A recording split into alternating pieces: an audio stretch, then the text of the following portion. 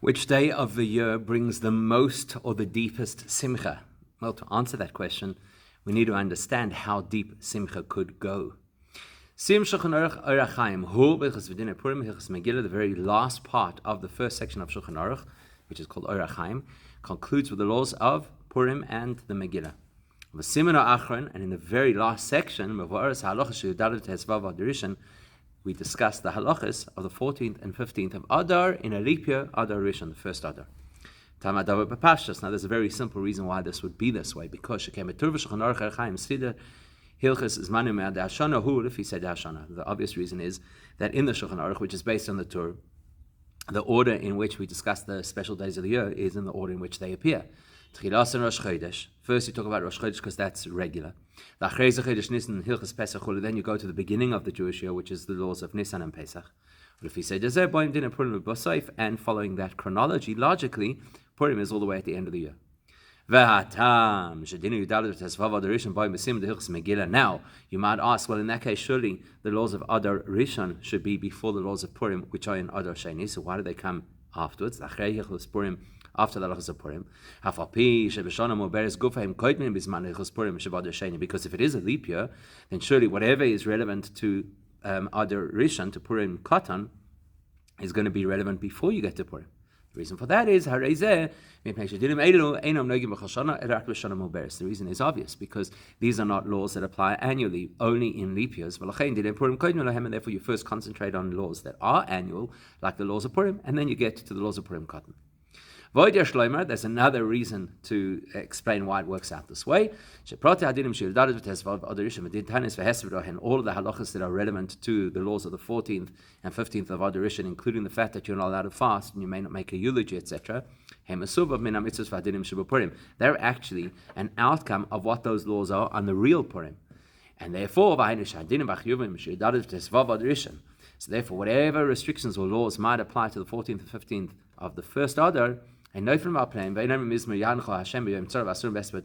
tachnon, you cannot fast, you don't make a eulogy. It's not because there's something special about the 14th or 15th of the first Adar. It's only because the second Adar, which is the real Purim, which is where you have the Megillah, etc., influences the first Adar in a leap year. So therefore, again, logically, it makes sense. You first learn about Purim, and then you can get to learn about Adar Rishon.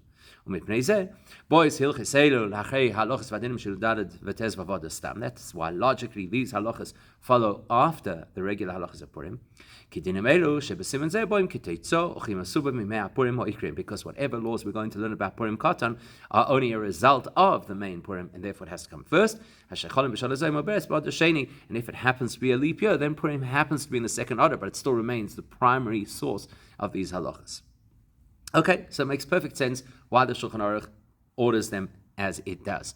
However, we know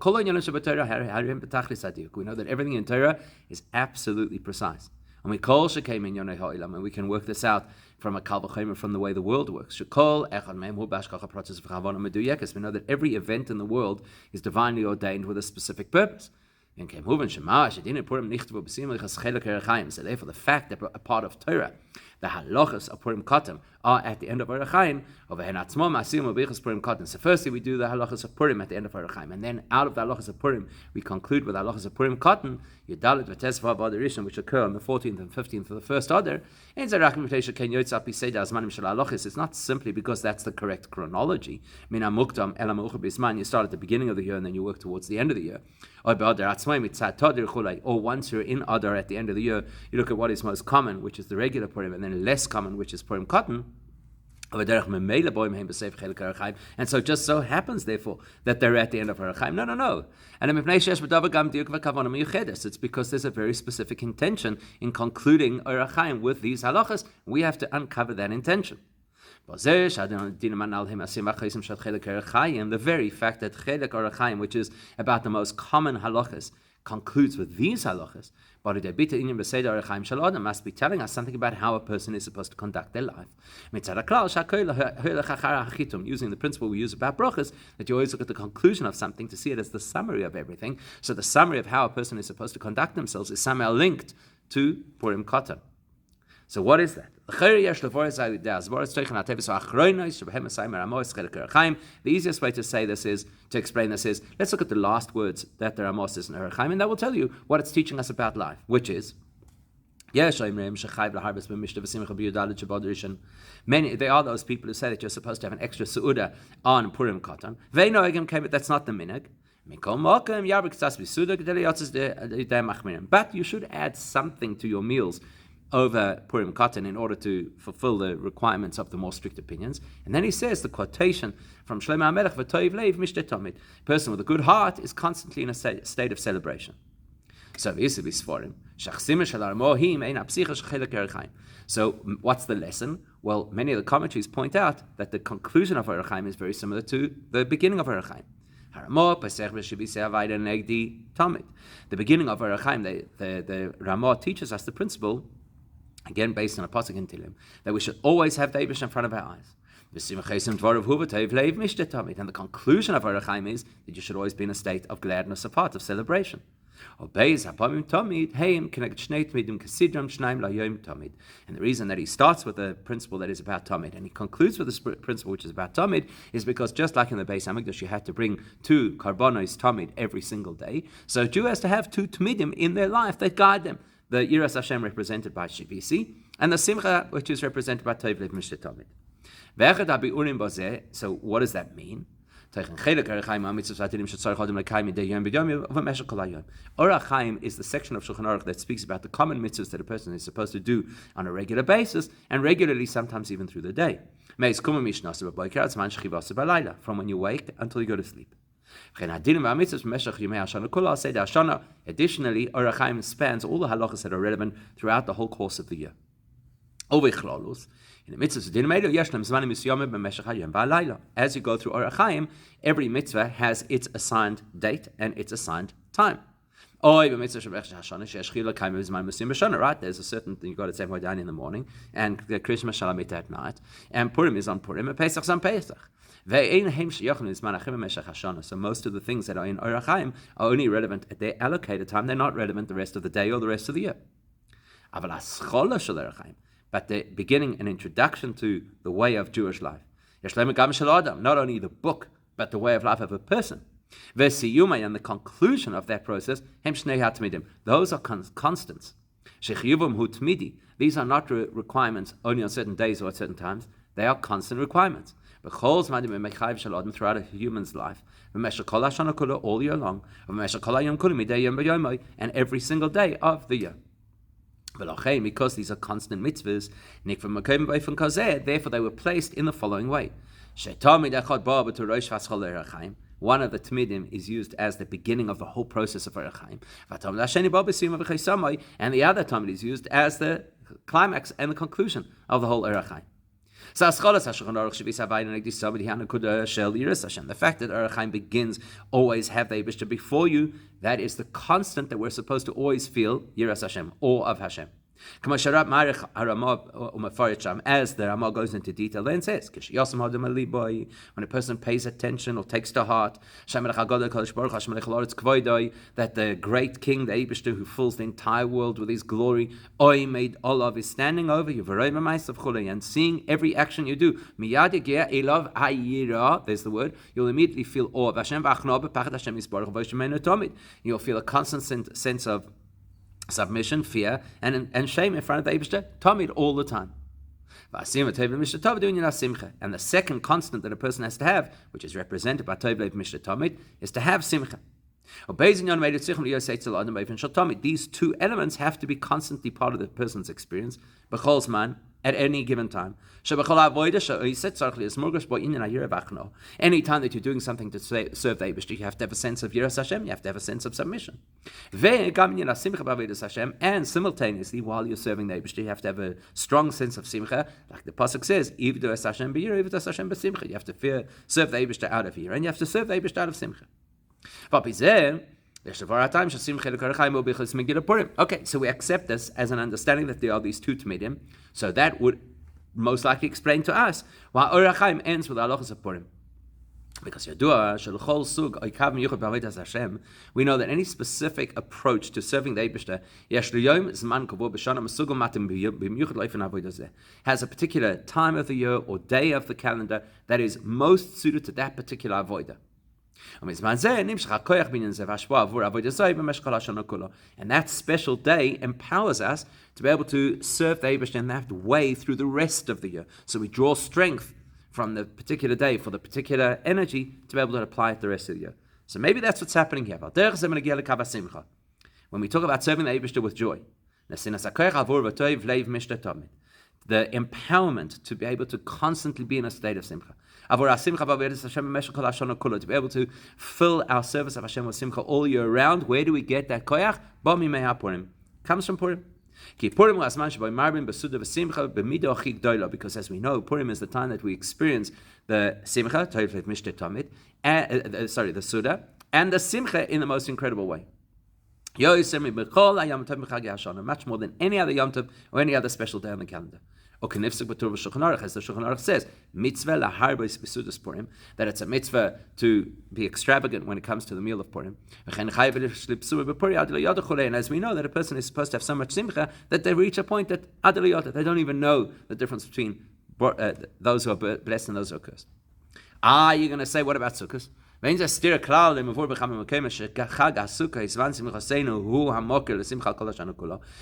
saying that the source of our simcha the whole year round comes from Purim, but isn't it supposed to come from Sukkot, which the Torah calls Zman Simchaseinu and belongs to the Chodesh HaTishrei? Chodesh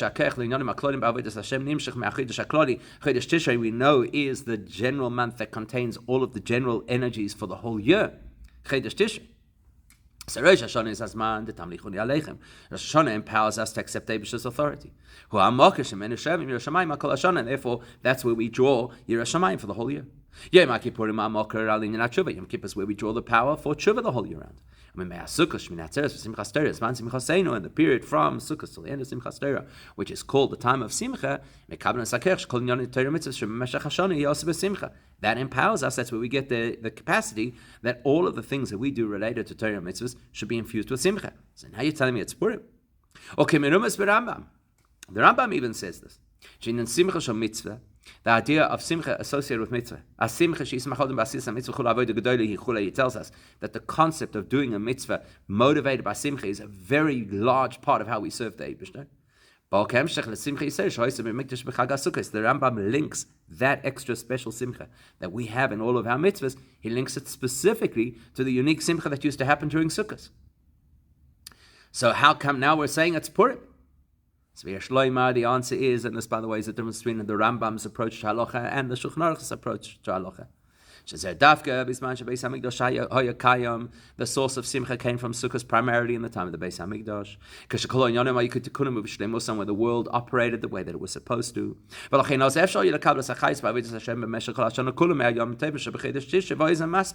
those days, we were so exposed to godliness or so empowered that we could draw all of the spiritual energy that we needed just from Tishrei. And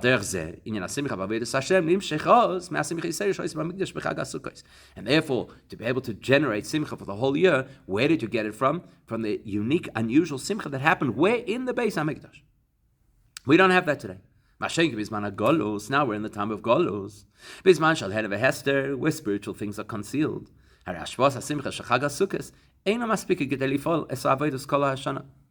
simcha of Sukkot is as powerful as it was, but there's so much obstruction, we can't draw from it enough to be able to motivate our simcha for the whole year.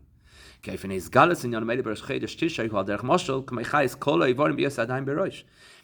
all of the energy for the year that is available during the Chodesh Tishrei is the equivalent of all the potential energy that a person has for the whole body stored in the brain.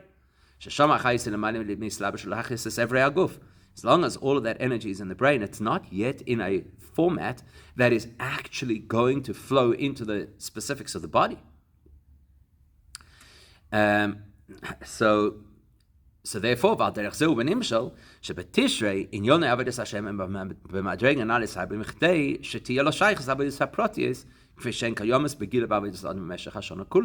similar vein, Tishrei, everything is in a very abstracted, sublime state that is beyond actually touching the reality of our day-to-day experience of our avodah. So it's almost like you've got everything in the safe, and now you've got to take it from the safe and have access to it. So therefore, we need something that's a little bit more accessible to give us capacity. We need to step out of that very generic Chodesh Tishrei state and find something that actually brings it into the day-to-day experience of serving the Eibishter. What does that mean? We're talking about simcha. The ability to have a constant state of celebration. To be in a state of simcha all year round. Where do we get it from? From the simcha. Yes, of course it's from the simcha of Sukkot. But we gain access to that incredible potential or abstracted simcha that is available on Sukkot. It actually becomes tangible to us when? During Purim. What's unique about Purim? It's an ordinary weekday. It's a day that you could work. Like any other weekday. It's not a yom tov. It's not removed from daily experience. Therefore, Purim has the ability to empower us to have simcha in whatever circumstance we might find ourselves, including the most mundane, even in a golus mentality and state. And by the way, as I mentioned before, therein lies one of the distinctions between the approach of the Rambam and the Shulchan Aruch. As we well know, the Rambam includes all the halachas, even those that only apply in a perfect world. In the time of the Beis Hamikdash.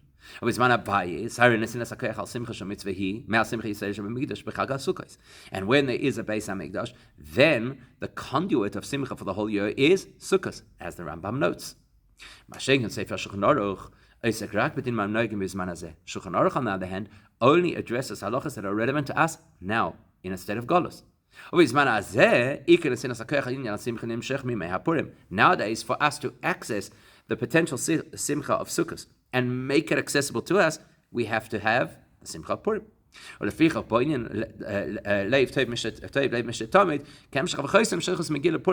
why the principle of always being in a state of simcha is specifically included in the halachas of Purim rather than of Sukkot. So what have we said so far? You need the two Tamidim as the bookends of Orach Chaim, what a Jew's way of life is. Yiras Hashem, Shavis Hashem, Megdi Samid, constant simcha, Tov Lev Mishta Tamid. Why is it that Tov Lev Mishta Tamid is specifically related to Purim? Because Purim helps to channel the simcha, the resource for simcha, so we can actually have simcha in our lives. Avol in Pirus and Maspek, but the Rebbe is not completely satisfied with this explanation, amazing as it is. Because all that does for us is explains why Purim is the theme at the end of Orach Chaim. But we still need to know what is the specific lesson from Purim Katan, that's what the Ramah chose to use as the end of Orach Chaim. Because as we said before, everything in Torah is absolutely precise. Therefore, we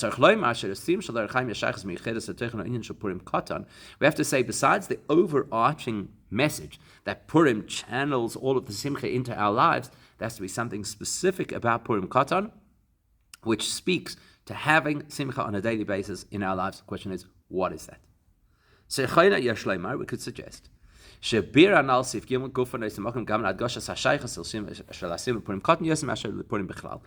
what we've said, that you need Purim to generate access for us to the great simcha that we already created on Sukkot, that will help us actually understand why it's Purim Katan. Because even though Purim is also a weekday, but everybody knows that Purim is a day that has very unique mitzvahs for Purim only. Special davening that you have to say Al Nisim.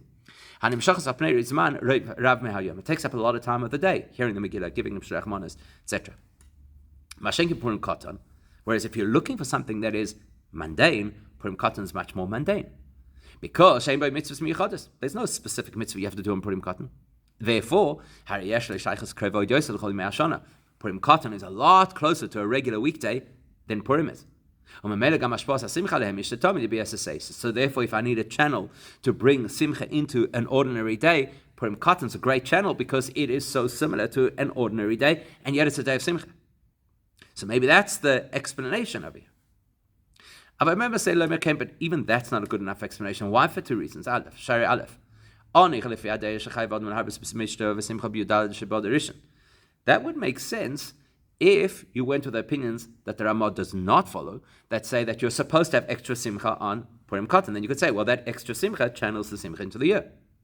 But as we know, the Ramah pointed out, it's not what we do. And just do something token, something nominal, so that you don't ignore the more demanding or stricter opinions. So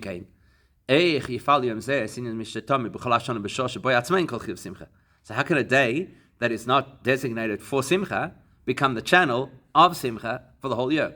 Doesn't seem to make sense. More importantly, how could you suggest that every single year the channel to get simcha is from Purim Katan, which you don't have every single year?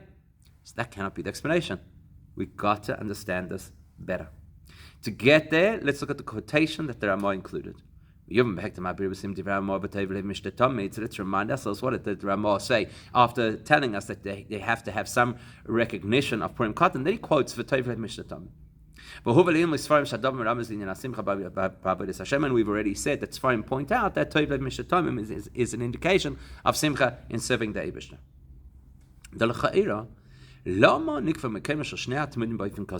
Why does the Shulchan Aruch, why does the Ramah put these two tmidim as he does? Why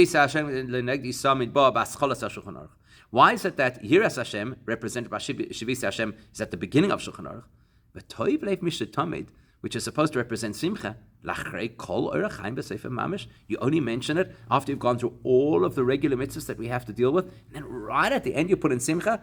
Isn't Simcha supposed to be part of all of those mitzvahs?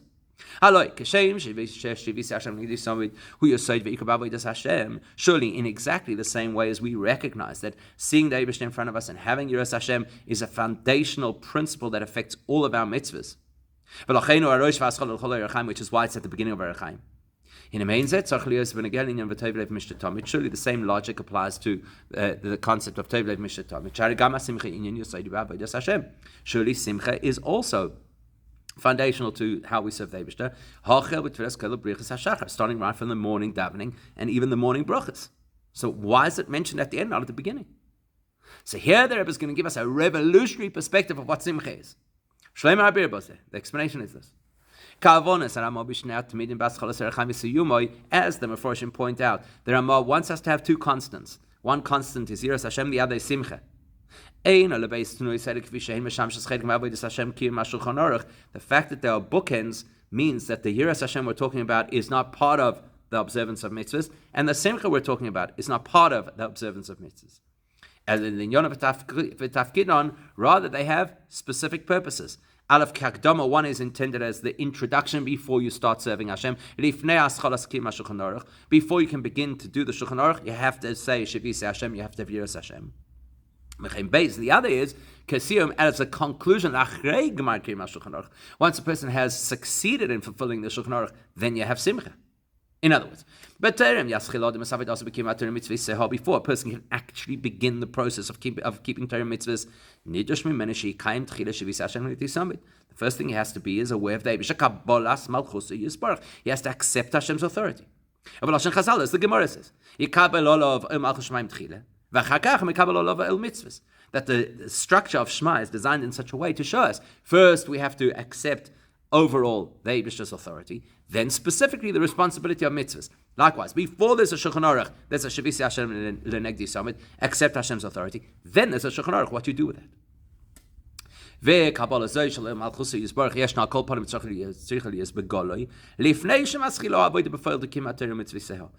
consciousness and that dedication of accepting Hashem's authority, that has to be something we're aware of and experiencing before we begin the Shulchan Aruch, before we begin Torah mitzvahs.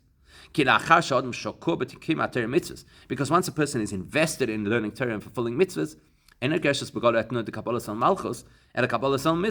that point, you're not distinctly seeing dedication to Hashem's authority, you're seeing dedication to Hashem's mitzvahs.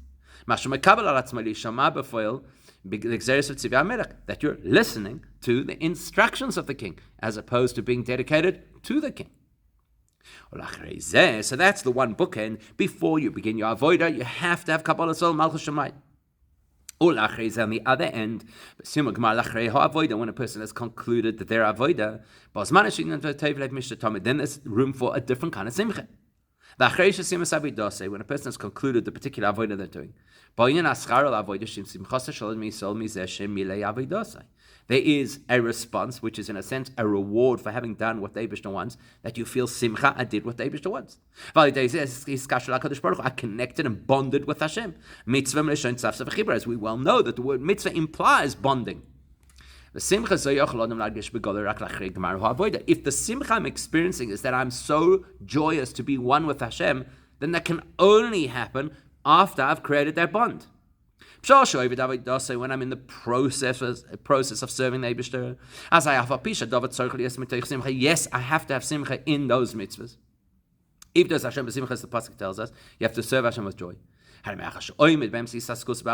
Because at that point I'm in the middle of serving the Eibishter.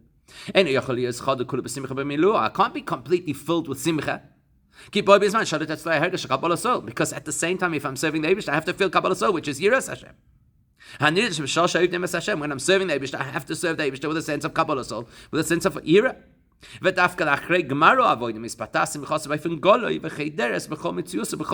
only when I've completed the avodah, then I could say, yes, I feel this tremendous simcha, that I've created a bond with the Eibishter.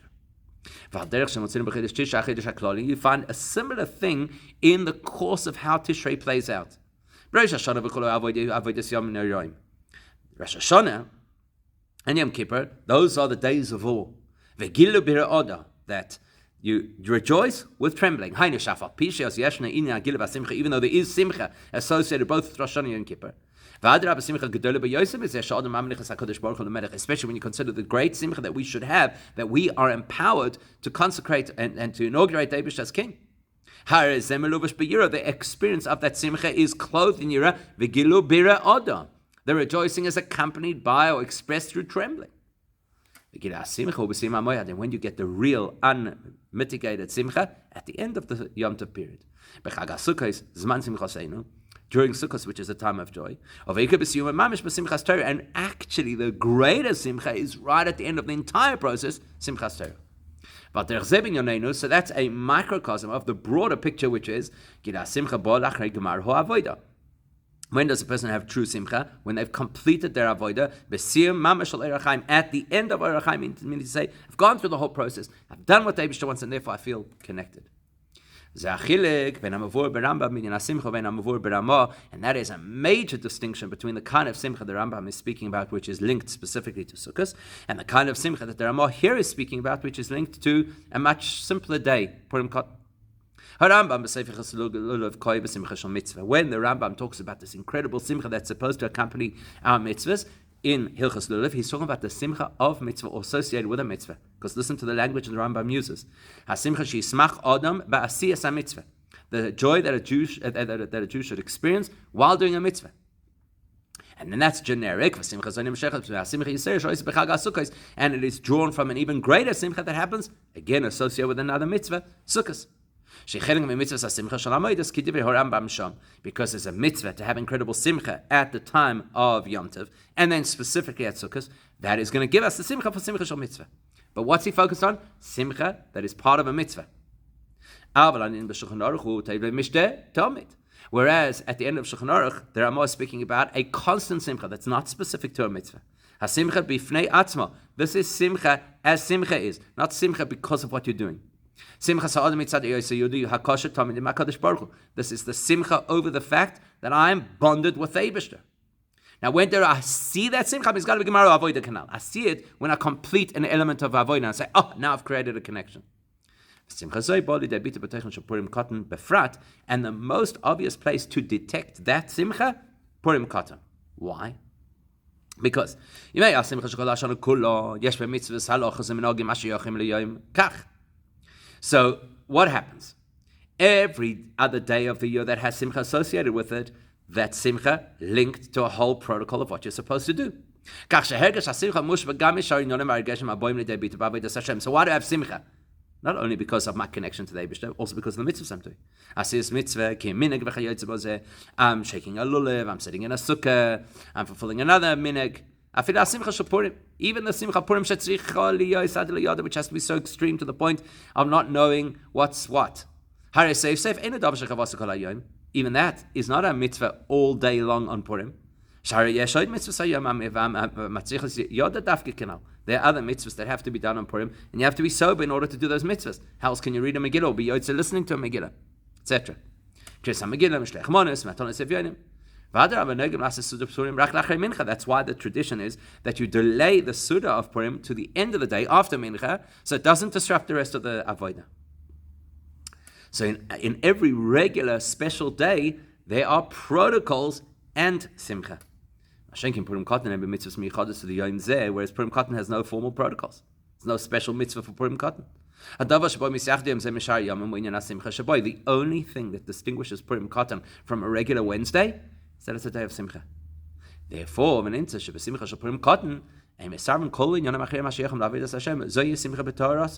that tells you that the simcha of Purim Katan is not coupled with another aspect of serving Hashem. This is simcha in its purest form. That explains why the Ramah concludes with the pasuk that Toiv Lev, the person with a good heart, is constantly celebrating. Let's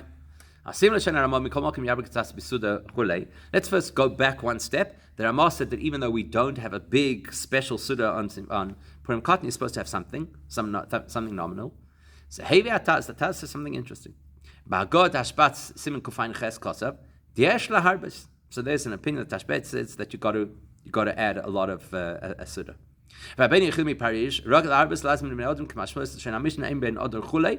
And then he quotes one of the Rishonim, Bichil of Paris, that he used to dafka make a whole big Suda and invite guests, etc. on Purim Katan. And he built it on the implication where the Mishnah tells us that the only differences between Purim and Purim Katan are Mishlech Manos, Megillah, etc. Yet the Taz says it is appropriate that the Ramah concludes What's he telling us? The Taz is giving us insight into what the Ramah was saying by quoting that pasuk that we might have missed. What's the insight? That even though the Ramah says lehalocha, all you need to do is some nominal addition to your Su'udah, the truth is it's not good enough, as the Ramah just said.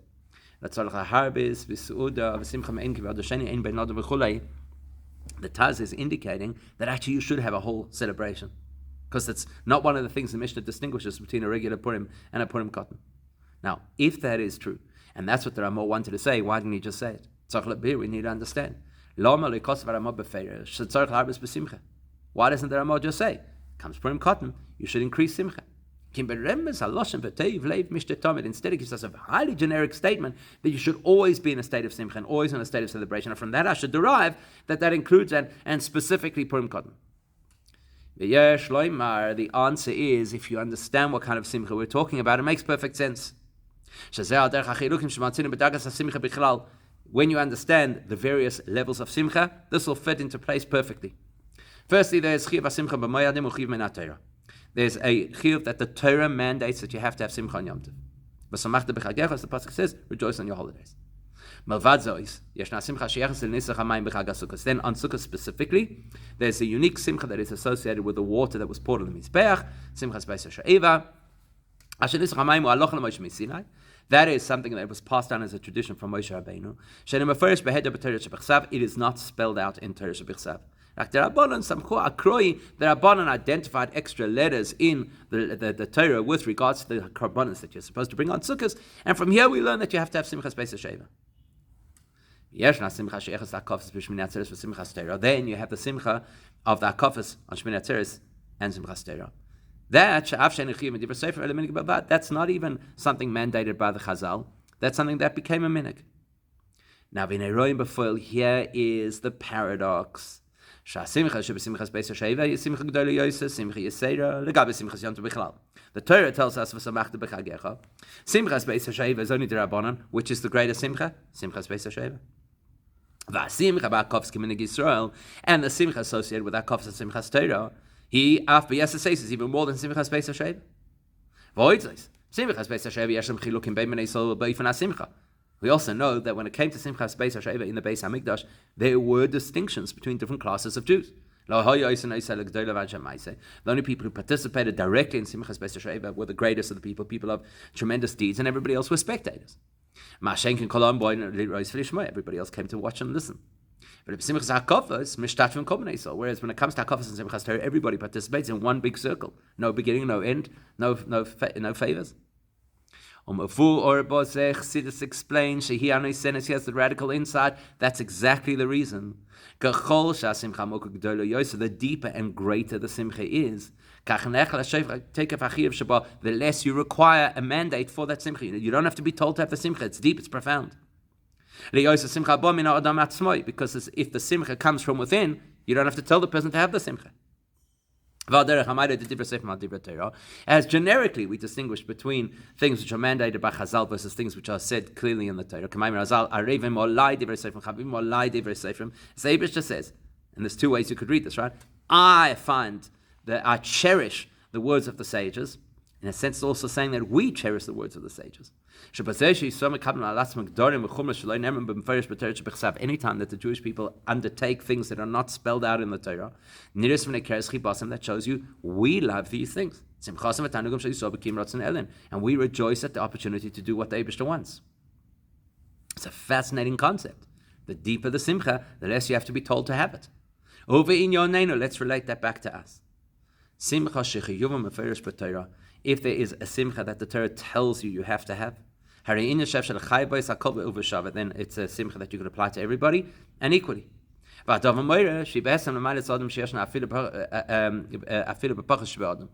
means that it's something that's suited to pretty much every person, even the so to speak, lowliest person. But let's say there's a simcha that is not mandated by the Torah. Like the incredible simcha of Simchas Beis HaSheva, which is associated with pouring water on the Mizbeach. Is an even deeper simcha. And hakafas, which nobody tells you have to have, not even the sages, and a minig bilvad, it's just a custom. That they imply a far deeper simcha that is driven by the Jews themselves. That the Jews, the ordinary people, decided to have the simcha. So likewise, and in fact, we say in Purim Katan, even more so in the case of Purim Katan.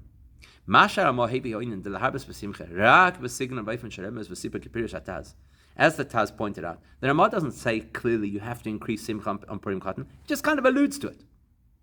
Why? Because he's talking over here about such a profound experience of simcha that cannot even be told or written about in the Shulchan Aruch. Can't even be recorded as a minig. Right? It's not even at the level of the minig of Shmini Atzeres and Simchas Torah to dance hakafis. Which the Shulchan Aruch does not speak about, but the Ramah does. Okay, the Shainai. He says, we call the last day of Sukkot Simchas Torah because we rejoice and we make a big simcha for the conclusion of the Torah. And we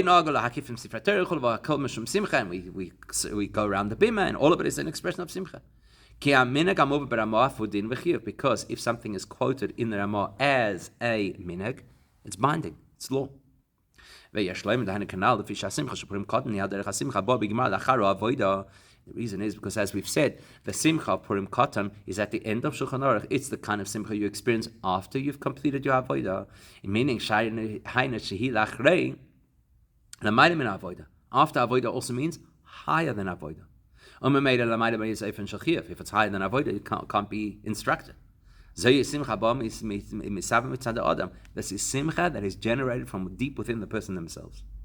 In other words, If there was an instruction or even a minhag to have simcha, it